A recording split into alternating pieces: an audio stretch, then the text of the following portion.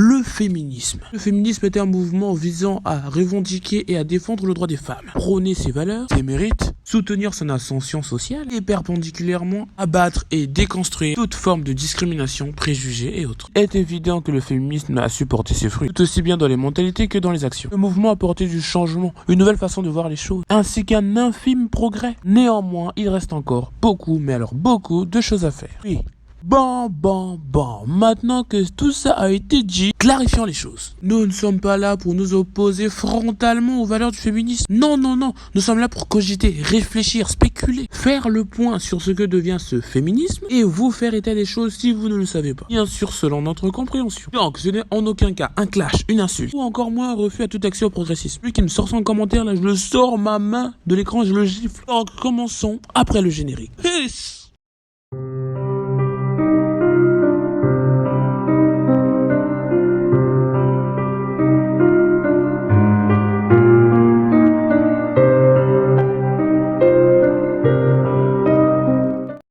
Cela étant dit, je pense qu'il serait plus judicieux de commencer par le commencement. Il se trouve que le féminisme est né d'une longue réflexion issue de la remise en question des idées reçues, des pensées collectives, et de leur déconstruction. De ce fait, François Paulin de la Barre affirmera qu'il n'y a pas de fondement naturel au fait que l'homme domine la femme. En effet, il affirmera avec ardeur dans son livre ô combien iconique, L'égalité des sexes, en 1673. Livre d'autant plus marquant puisqu'il ira dans la même lignée des livres de Christine de Pizan. Dans l'un se démarquera de par sa portée psychologique, philosophique et morale, la cité des dames en 1406. Putain, c'est vieux sa mère. Il faut également savoir que ce livre incorporera d'une notoriété particulière en vue du message impactant, puissant, qui sera adressé à la population et à la société. D'autant plus qu'il sera considéré comme l'un des pionniers de la littérature féministe. Dans son histoire, le féminisme a eu 3 vagues. La première vague à la fin de la période post-coloniale. La deuxième vague enclenchée par la période néolibéralisme de l'époque qui va de 1945 à 1979. Mouvement qui se soulèvera également contre les violences conjugales, l'avortement et j'en passe. Et enfin la troisième vague qui a commencé aux États-Unis et en France qui met l'accent sur la diversité féministe, incluant les noirs, arabes, prostituées et homosexuels, qui va de 1980 jusqu'à nos jours. Oui, eh bien, il est indéniable que la femme se lança dans le féminisme en but d'indépendance, de liberté, surtout en recherche de plus de pouvoir. Alors beaucoup ne le savent pas, mais il fut une époque où la femme était interdite de voter, interdite de contredire son époux, interdite d'accéder à certains postes, mais bon ça s'est perdu encore, et surtout marginalisée. Et il est né de ça le féminisme, cette volonté qui brûle dans ses cœurs meurtris d'égalité et de justice, en soif de respect et de considération. Et je suis d'accord, oui je suis entièrement d'accord, la femme mérite bien évidemment bien plus de considération, bien plus de respect et devrait avoir plus de pouvoir, en vue d'une égalité sociale parfaite avec l'homme et d'une belle harmonie dans l'égalité et le respect. Mais oui, je pense l'avoir déjà dit sur l'égalité entre les femmes et les hommes dans ma vidéo, mais nous avons chacun besoin des autres, personne n'est inférieur à l'autre. Nous avons tous des dispositions naturelles à accomplir certaines choses, et comme les capacités des uns font défaut à l'autre, il est important que nous puissions nous entraider. La femme pour sa part, alors je vais pas jouer le parti prenant, mais a plus d'avantages sur pas mal de points que l'homme. Je m'exprime mal, la femme a plus de capacités qui font défaut à l'homme que le contraire. Et ça, les hommes, il faut se l'avouer. Parce que tu le verras simplement, même en société en général, les femmes arrivent très bien à faire ce que les hommes font. Par contre, les hommes font très difficilement et péniblement ce que la femme fait. Que ce soit en sport, en politique, en enseignement, la femme a toujours été capable de remplacer l'homme dans certains cas. Alors que l'homme n'a jamais été capable de remplacer la femme dans aucun cas. Alors, autant pour moi, c'est sujet à débat, c'est sujet à controverse, mais on y reviendra un autre jour. Le féminisme a des fondements légitimes. Cela existe pour une bonne raison et c'est une bonne chose que son impact commence à de plus en plus se faire ressentir dans la société. Transformer les mentalités et faire changer les choses. Et je me répète peut-être, mais je le soutiens. Pour que tu comprennes un peu ce que je veux dire là, je vais te donner un petit exemple. Une fois, une jeune dame,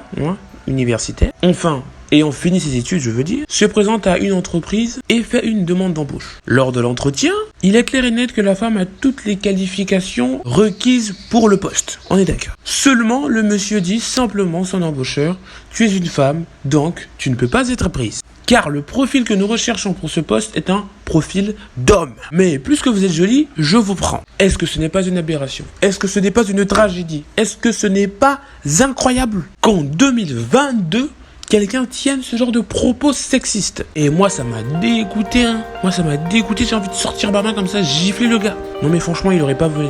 Je lui aurais mis une claque là, je lui aurais mis un bam, bien appliqué là. Tu l'auras compris, je soutiens le féminisme. Du moins, de base, je suis pro-féministe. Oui. Par contre, j'ai une petite réserve, un petit doute sur ce que devient le féminisme.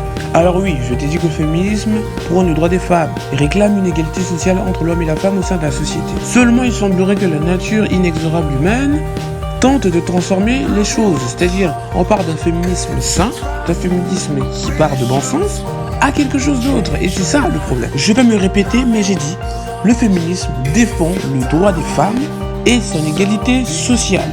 Retiens bien cette phrase. Défend le droit des femmes et retient son égalité sociale. Je te le répète, retiens cette phrase. Ça, c'était avant.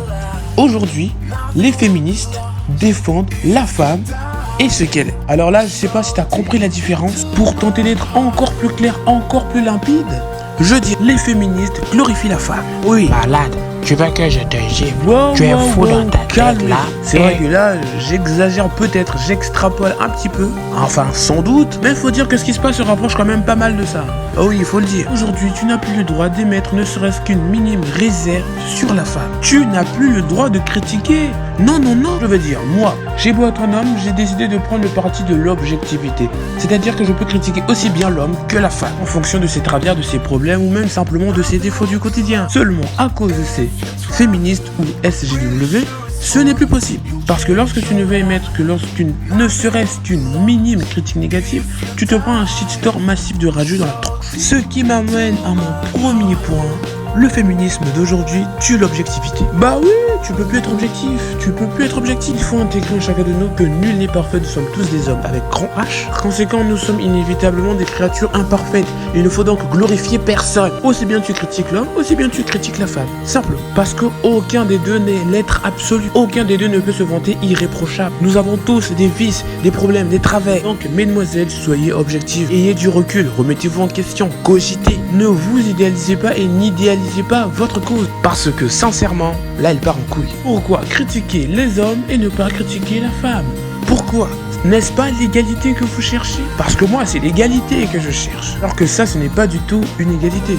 On est d'accord. Idéaliser l'un et marginaliser l'autre, c'est simplement de la suprématie. C'est une forme de wish de supériorité. Donc ce n'est pas parce que l'on soutient quelque chose que la chose même est parfaite pour autant. Ce n'est pas parce que l'on soutient les droits et l'égalité de la femme dans la société que la femme en devient pour autant irréprochable. Petit 2, l'image de la femme en vue du féminisme d'aujourd'hui. Moi je pense personnellement que le féminisme d'aujourd'hui perd un peu ses valeurs. Il perd un peu sa raison d'être. Bref, ils savent pas trop où ils vont là. Bon, déjà il y a quelques petits détails aussi qui sont un petit peu bizarres là. Il faut qu'on en parle. Déjà, je ne comprends pas pourquoi les féministes occidentales de type de sexe féminin montrent leur nibar pour protester. Déjà là je comprends pas.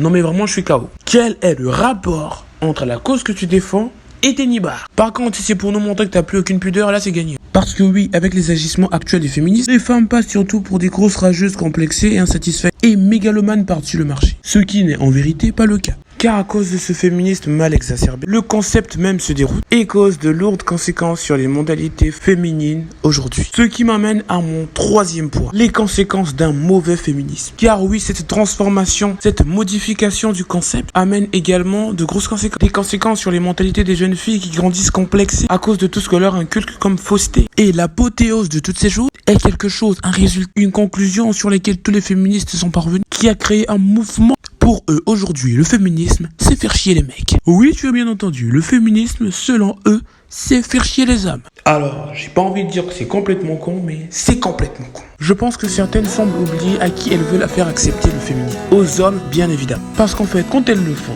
elles se disent, je le fais comme ça, ils accepteront notre capacité, ils accepteront notre valeur. Mais c'est vrai que c'est pas en les faisant chier que tu vas réussir à arriver à quoi que ce soit. Et surtout, le manque de logique dans cette histoire, et que surtout, à la base, le féminisme, c'est un mouvement anti-sexisme. Sauf que là, ce que vous êtes en train de faire là, c'est de combattre le sexisme par le sexisme. Et le pire, c'est que là, ils espèrent, entre guillemets, voilà, que en le faisant, ils feront accepter les femmes de la société et rétabliront une égalité parfaite. Voilà, donc détruire du sexisme en faisant du sexisme. Parce que là, c'est clairement du sexisme, on est d'accord. Mépriser l'homme, le diminuer, le faire chier, c'est du sexisme. Du coup, vous décrédibilisez votre cause et votre image au passage. Parce que putain, honnêtement, ça n'a aucun sens. Ça n'a aucun sens de faire ça. C'est complètement con, je sais pas quelle est cette idée de meilleur. Ça n'a aucun sens. Et c'est surtout le fruit d'un complexe dont je viens de parler. Ça, c'est un complexe d'homme. Parce que moi, c'est comme ça que je l'interprète. Tu voudrais être comme la personne. Sauf que tu ne peux pas parce que tu n'as aucune disposition à être comme cette personne-là. Du coup, puisque c'est ton idéal, tu lui casses les couilles parce que quelque part tu l'envies. Tu envies sa place, tu envies ses capacités, tu envies quelque chose en lui. Je n'aurais jamais cru ça des féministes à la base. Seulement là, je suis obligé de le comprendre. Je suis obligé de me faire à cette idée. Et là, quelque part, on tourne rond. À la base, par exemple, les femmes étaient peut-être méprisées ou discriminées, et du coup, les hommes, ils étaient sexistes envers la femme. Et aujourd'hui, peut-être que ça va changer. Ce sera les femmes qui vont commencer à décrédibiliser les hommes et être sexistes. Et un beau jour, on se dira, ouais, c'est pas normal, voilà, masculinisme. Et tout d'un coup, les hommes, voilà, pareil. Bref, on va tourner en rond, mec. On va tourner en rond. Les gens, SJW et autres, ont utilisé un concept qui était d'autant bien, jadis sensé, jadis bien fondé, noble, pour en faire de la merde, avec une consommation à la con. Là, franchement, vous l'avez réinterprété à votre sauce. Mais retenez que comme ça, vous n'arriverez à rien. Croyez-moi, vous n'arriverez à rien. Déjà qu'avec cette nouvelle façon de voir les choses, vous vous faites carrément débunker tout le temps là. Personne ne vous respecte, vous passez pour des greneux. Bref, maintenant on a l'air con. Maintenant j'ai honte. Je me dis, parce qu'à la base je me dis je suis féministe, j'étais pour. Mais avec ce qui se passe, je passe pour un con en fait. Conclusion, le féminisme à la base est une cause bien, une cause noble, une cause fondée, une lutte contre l'injustice qui a soif d'égalité, soif de justice, mais qui part en dérive ces dernières années à cause du message mal interprété des jeunes qui transforme le féminisme en une guerre haineuse contre l'homme, ce qui n'a absolument aucun sens. Et je souhaite vraiment que les choses s'arrangent avec le temps, que les gens retrouvent leur conscience, leur moralité et aussi leur intelligence quelque part, parce que l'intelligence ça commence à se faire rare. Aujourd'hui les gens ils font des choses, ils réfléchissent pas. C'est tout ce que j'avais à dire. Tchuss.